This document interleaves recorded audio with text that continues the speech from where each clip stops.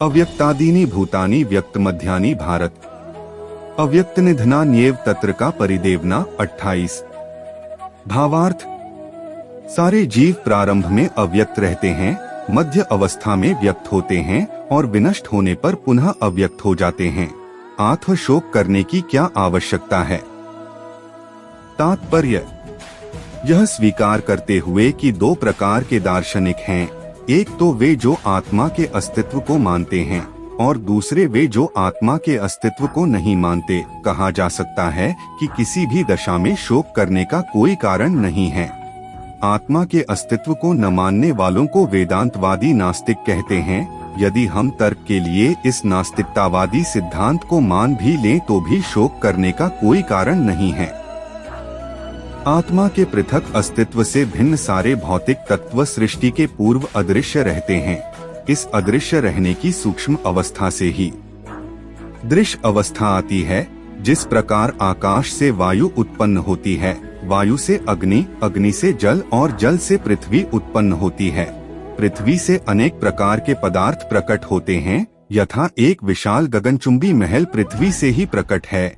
जब इसे ध्वस्त कर दिया जाता है तो वह अदृश्य हो जाता है और अंततः परमाणु रूप में बना रहता है। शक्ति संरक्षण का नियम बना रहता है, किंतु कालक्रम से वस्तुएं प्रकट तथा अप्रकट होती रहती हैं। अंतर इतना ही है, आत्म प्रकट होने, व्यक्त या अप्रकट अव्यक्त होने पर शोक करने का कोई कारण नहीं है। यहाँ तक कि अप्रकट अवस्था में भी वस्तुएं समाप्त नहीं होती। प्रारंभिक तथा अंतिम दोनों अवस्थाओं में ही सारे तत्व अप्रकट रहते हैं, केवल मध्य में वे प्रकट होते हैं और इस तरह इससे कोई वास्तविक अंतर नहीं पड़ता। यदि हम भगवद गीता के इस वैदिक निष्कर्ष को मानते हैं कि भौतिक शरीर कालक्रम में नाशवान है, अंतवंत इमे देहाः, किंतु आत्मा शाश्वत है, नित्यस्युक्ताः शरीरिणः, तो हमें यह सदा स्मरण रखना होगा कि यह शरीर वस्त्र परिधान के समान है। आत्म वस्त्र परिवर्तन होने पर शोक क्यों? शाश्वत आत्मा की तुलना में भौतिक शरीर का कोई यथार्थ अस्तित्व नहीं होता। यह स्वप्न के समान है।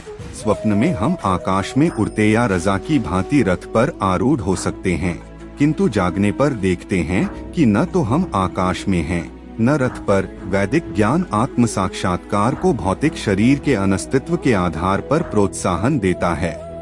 आत्म चाहे हम आत्मा के अस्तित्व को माने या न माने, शरीर नाश के लिए शोक करने का कोई कारण नहीं है।